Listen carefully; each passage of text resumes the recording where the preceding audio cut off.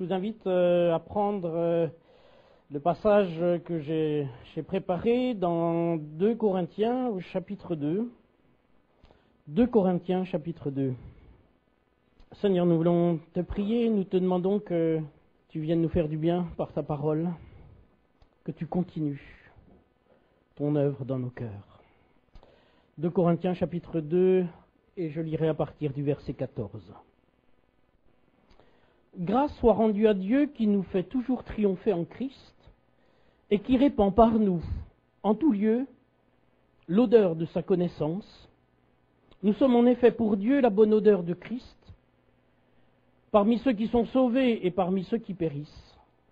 Les uns une odeur de mort, donnant la mort, aux autres une odeur de vie, donnant la vie. Et qui est suffisant pour ces choses? Je me rappelle avoir reçu une parole d'encouragement il y a des années déjà, et la personne qui avait un ministère prophétique me disait: le Seigneur te dit que tu n'es pas de l'eau de Cologne, il me dit que tu es un parfum. Alors, ouais. Qu'est-ce que tu entends par là? Et il disait, mais l'eau de Cologne, ça s'évapore vite. Le parfum, ça reste. Le Seigneur nous a dit qu'il mettait sa main sur des flacons, me disait-elle, de diverses contenances, et qu'il débouchait pour que l'odeur du parfum puisse sortir et se répandre. Es-tu, pour le Seigneur, un parfum ou de l'eau de Cologne? Est-ce que, parmi les hommes, et tout d'abord dans l'Église, est-ce que je suis un parfum? Est-ce que je suis un parfum pour mes frères et mes sœurs qui sont là? Cette semaine, j'ai rencontré quelqu'un à l'armée. C'est une femme qui me disait: je suis resté 4 ans avec un homme qui priait pratiquement tous les matins entre 40 et 45 minutes. Je trouvais ça étonnant parce que je suis athée, mais j'ai fini par ne pas croire parce qu'il ne savait pas m'aimer. Pendant 4 ans, il priait et je le voyais prier, mais je ne le voyais pas m'aimer. À la prison, cette semaine, je discutais avec un homme qui est passé au tribunal en jugement. Et là, il y a quelqu'un qui a déposé un témoignage. C'est un homme qui, pendant 17 ans, a été membre d'une église. D'une église protestante, on parle de conversion, où il a été baptisé par immersion à l'âge adulte. Et le témoignage, un des témoignages qui a été rendu, c'est: j'ai travaillé avec cet homme et il n'arrêtait pas de parler de sexualité. Quelle image? Qu'est-ce que l'on vit dans l'Église? Est-ce que l'on vit dans l'Église des temps bénis et une fois dehors, avons-nous un autre comportement? Comment je suis avec mes frères et sœurs dans l'Église? Comment est-ce que je vis ma foi une fois que je sors de l'Église et que je vis avec mes collègues de travail, avec ma famille?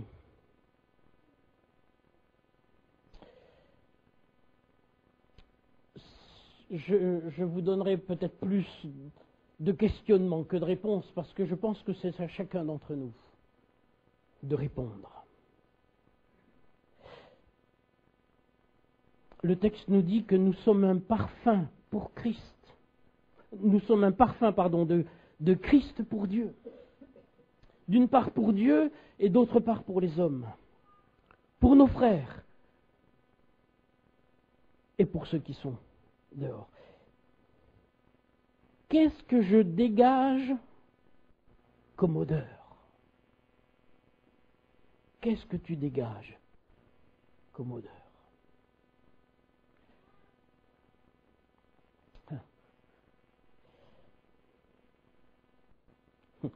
Je le dis, ça me traverse l'esprit, je le dis comme ça. Je n'avais pas prévu, mais presque tous les matins.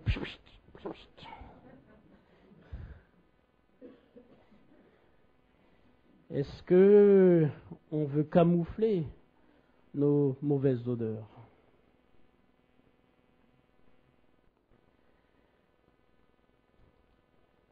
Est-ce que c'est seulement superficiel?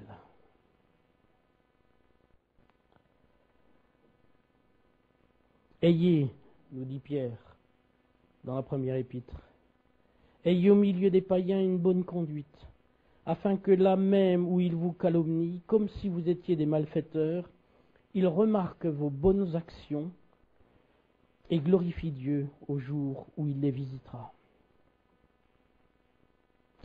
L'odeur que nous sommes appelés à dégager, elle doit être la même pour Dieu, pour nos frères dans la foi et pour ceux qui nous entourent. Qui est suffisant pour ces choses? Nous dit Paul. Aux uns, j'ai dit, je ferai court, donc aux uns nous sommes une odeur de mort, donnant la mort, aux autres une odeur de vie, donnant la vie. Qui est suffisant pour ces choses? Dans d'autres traductions, qui est capable de faire un tel travail? Qui donc est à la hauteur d'une telle tâche? Qui est donc qualifié pour une telle mission?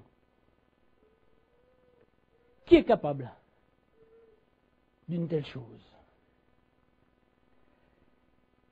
Eh bien toi. Toi, tu es capable. Parce que le Seigneur s'adresse à toi. Ce matin, il te dit, c'est toi. C'est toi qui es capable d'être la bonne odeur de Christ. Pour Dieu. Pour les gens de l'Église. Et pour ceux qui sont autour de toi. Tu es capable. Qui est suffisant? Toi. Qui est-ce qui est appelé à une telle mission? Toi.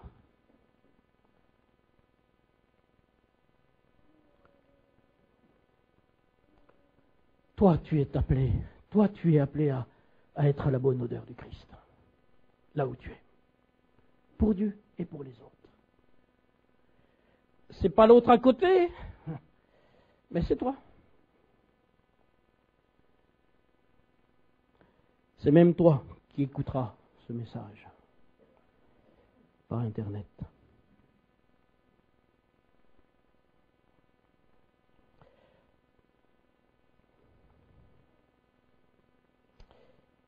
Dans 2 Corinthiens, toujours, chapitre 3, verset 13, on continue notre lecture. Nous ne faisons pas comme Moïse, qui mettait un voile sur son visage. De cette façon, les Israélites ne pouvaient pas voir la fin d'une gloire qui ne durait pas. Et au verset 18, nous tous, le visage découvert, nous reflétons la gloire du Seigneur. Ainsi nous sommes transformés pour être semblables au Seigneur et nous passons d'une gloire à une gloire encore plus grande. Voilà en effet ce que réalise le Seigneur qui est l'Esprit. Le Seigneur désire enfoncer un peu le clou. Comme on dit, nous reflétons sa gloire. Nous sommes le parfum, nous l'avons entendu par une parole prophétique, nous l'entendons maintenant par la parole écrite. Et la parole insiste, nous reflétons la gloire du Seigneur. Je vous regarde pour voir si je vois le reflet de la gloire de Dieu au travers de vos vies?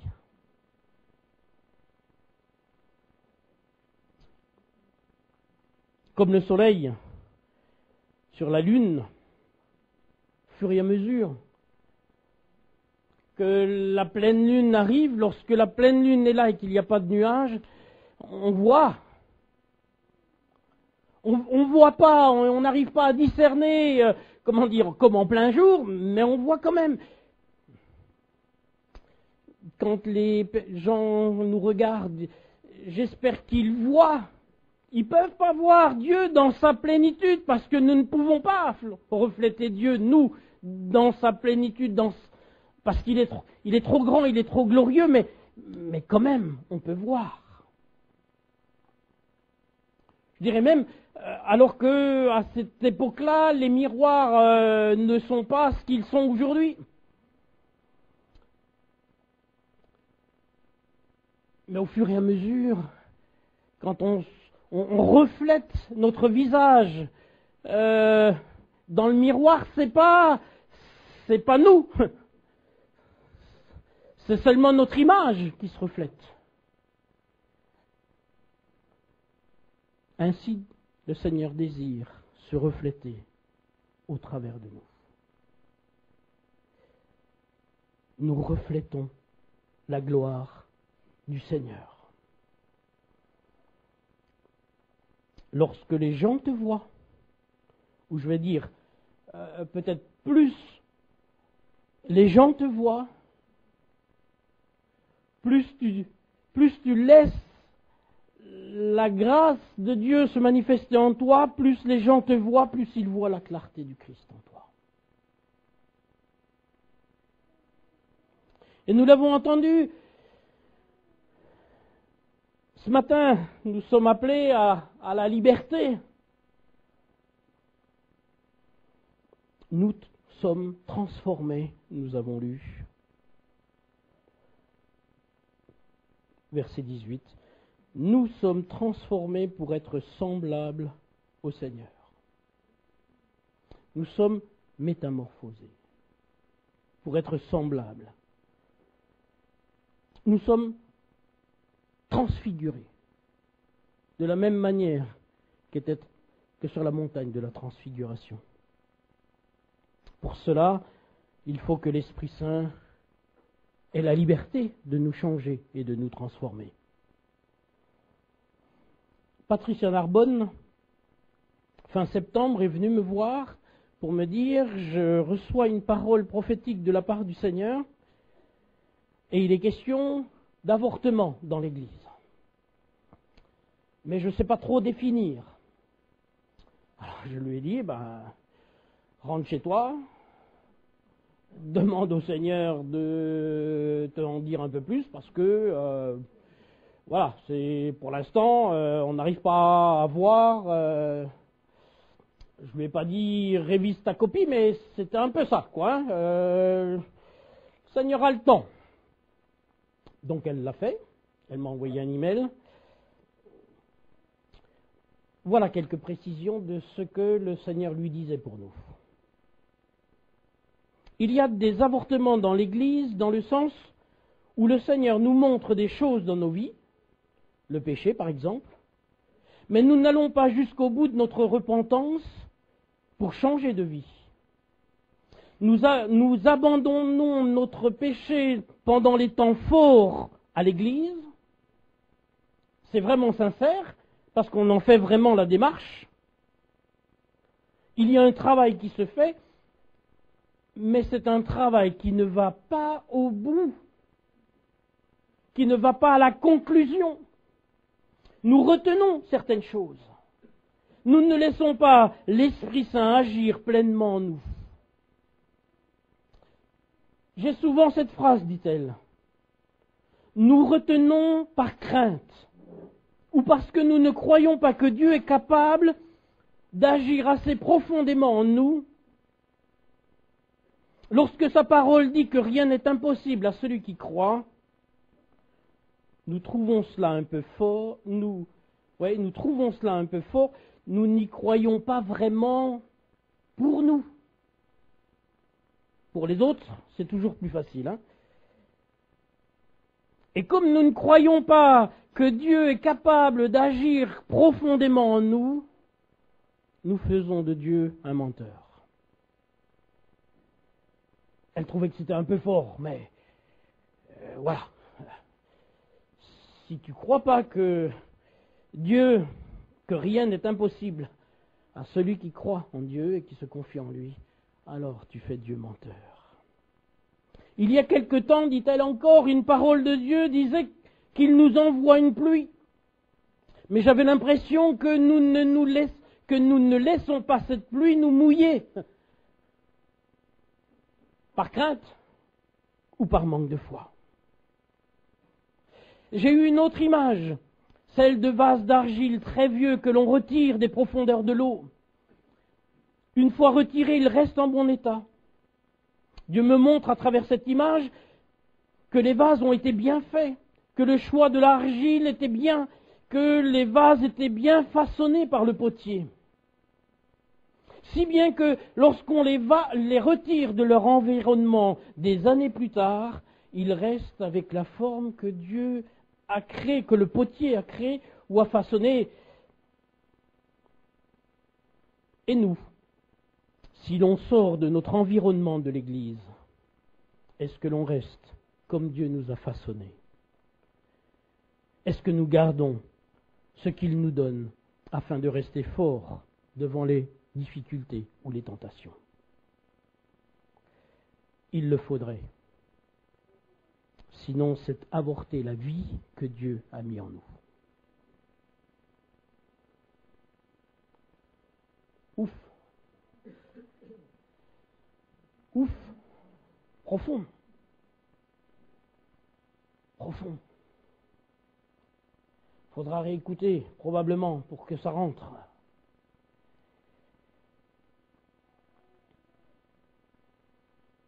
Laissons-nous transformer, métamorphoser en profondeur par l'Esprit Saint. Il n'est pas question ici de culpabiliser qui que ce soit. Mais pour pouvoir être libéré, il faut que l'on prenne conscience de notre état, que l'on crie au Seigneur pour être libéré et que l'on y aille, quoi, et qu'on y aille jusqu'au bout. Le texte que nous avons lu nous dit nous passons d'une gloire, où nous sommes transformés, où nous passons d'une gloire à une gloire plus grande encore. Le Seigneur, par son esprit, nous métamorphose de gloire en gloire. Toujours plus, toujours en mieux. Alors il ne faut pas qu'on se trompe.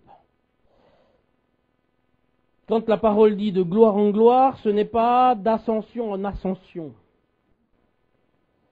Ce n'est pas de puissance en puissance. Ce n'est pas de membre d'église à un poste de responsabilité. C'est plutôt quelqu'un qui est servi et qui devient serviteur. C'est se revêtir d'humilité en humilité. C'est pour ça que je me demandais, est-ce que je vais dire quelque chose? Parce que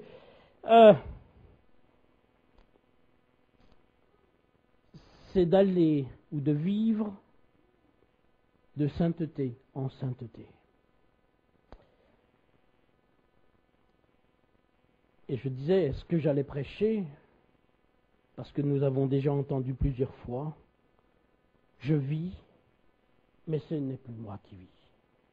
C'est Christ qui vit en moi.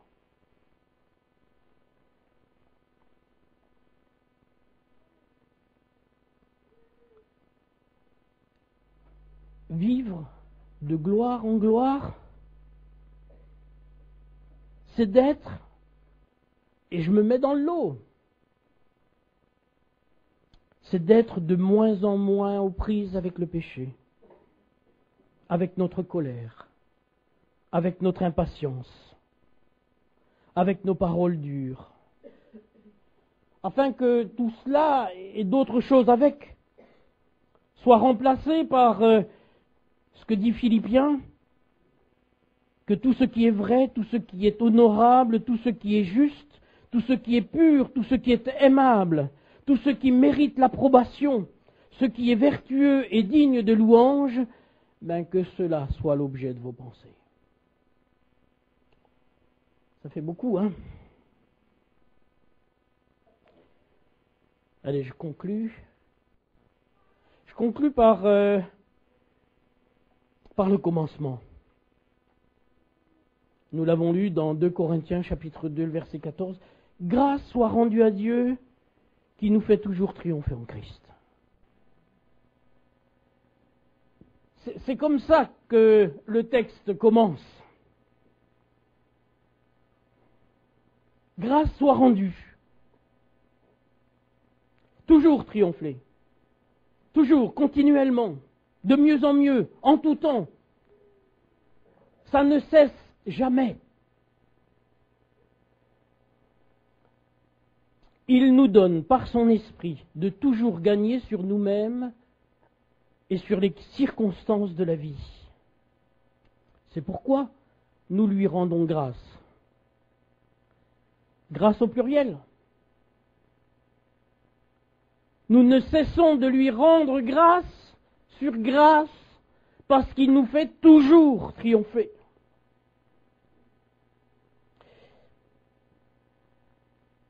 Qu'est-ce que vous voulez? Il me semble que lorsque David est parti contre Goliath, il était sûr, David, de gagner. Pourquoi il était sûr? Parce qu'il est parti en vainqueur. J'y vais avec le nom de l'Éternel, mais j'y vais pour gagner.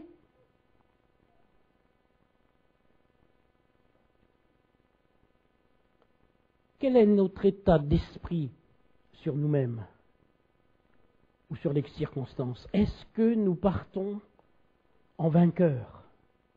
Déjà vainqueurs en Jésus-Christ. Parce que à la croix, il nous a déjà acquis cette victoire. Grâce soit rendue à Dieu qui nous fait. Alors on n'a pas de réverbe. Chez nous, on n'a pas de chambre d'écho, mais ce serait toujours triompher. Triompher, triompher, triompher, triompher, triompher. Hello, hello, hello, hello. Vous êtes d'accord, d'accord, d'accord, d'accord, d'accord? Il vous fait toujours triompher, triompher, triompher. En Christ. Pas en vous-même. Pas en vous-même. Vous avez bien vu, vous avez essayé, ça n'a pas marché. Vous avez essayé de vous changer et le résultat n'a pas été probant. Je le sais parce que j'ai commencé, moi, par essayer de le vivre, moi-même, chez moi. Après, je me suis dit, tiens, c'est peut-être parce que c'est moi. Et finalement, en regardant les autres, non pas en me comparant, mais en regardant ce qui se passe chez les autres, je me suis aperçu que c'était un peu la même chose. On essaye par soi-même, avec nos efforts. Alors, je ne dis pas qu'il ne faut pas faire d'efforts. Voilà, il y a des choses, comment dire, je dis ça parce que je n'ai pas d'autres exemples qui me viennent à l'idée, mais on ne peut pas être, comment dire, libre d'une sexualité débridée si on va sans arrêt sur Internet regarder les trucs porno, quoi. C'est pas possible. Donc il faut se mettre dans des situations où il faut pas se mettre dans certaines situations pour ne pas tomber dans la tentation. Délivre-nous de la tentation. Le Seigneur répond, ouais. Ok, mais fais déjà gaffe de ne pas t'y mettre, quoi. Hein.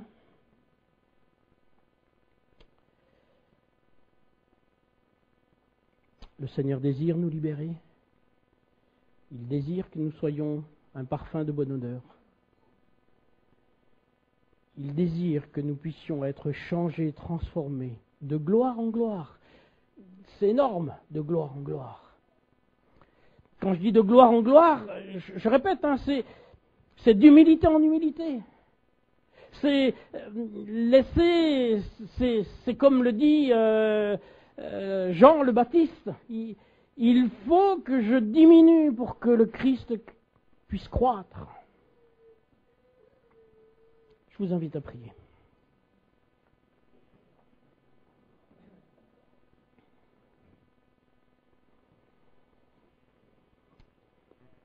Tout au long de ce culte, Seigneur, tu nous as dit la même chose.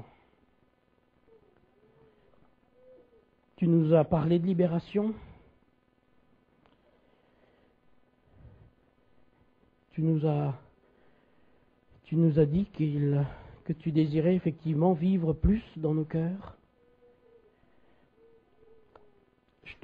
Nous voulons te bénir et te remercier parce que toi, tu ne viens pas avec un doigt accusateur, mais tu viens pour nous dire, voilà ce qui se passe dans ta vie, et voilà comment je désire que tu puisses être changé, transformé, vivre une nouvelle vie.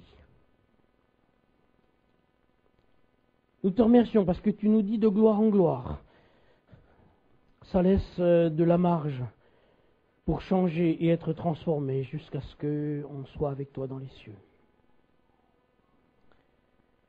Aide-nous, Seigneur, aide-nous à être un parfum du Christ pour toi.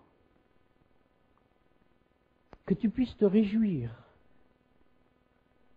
toi, Seigneur, au travers de nos vies, au travers de chacun d'entre nous. Que tu puisses te réjouir, que nous soyons vraiment un parfum. Que nous puissions être un parfum de la bonne odeur du Christ pour nos frères et nos sœurs dans la foi. Que nous soyons une bonne odeur du Christ dans nos familles, dans notre travail. Que nous puissions refléter ta gloire. Que les personnes qui nous entourent puissent dire, tiens, il y a chez elle, chez lui, quelque chose d'indéfinissable, mais qui est chouette, qui est particulier, qui n'est pas comme les autres. Tiens, c'est quelqu'un en qui on a envie de confier ses problèmes, ses soucis, sa vie. Il nous inspire confiance. Donne-nous, à chacun d'entre nous, Seigneur, d'être le reflet de ta gloire. Là où nous sommes. Pas seulement le dimanche matin ici, mais là où nous sommes. Seigneur, nous avons besoin de toi pour cela. C'est pourquoi voilà, il n'y a pas d'accusation, mais je te demande que ton onction vienne sur nous pour nous aider à être ce parfum. Pas de l'eau de Cologne, un parfum qui glorifie ton nom. Viens, Seigneur, dans nos cœurs, dans nos vies, par l'Esprit Saint. Nous t'en prions. Nous avons besoin de toi, Seigneur. Nous avons besoin de la présence de ton Esprit pour cela. S'il te plaît, viens et manifeste-toi.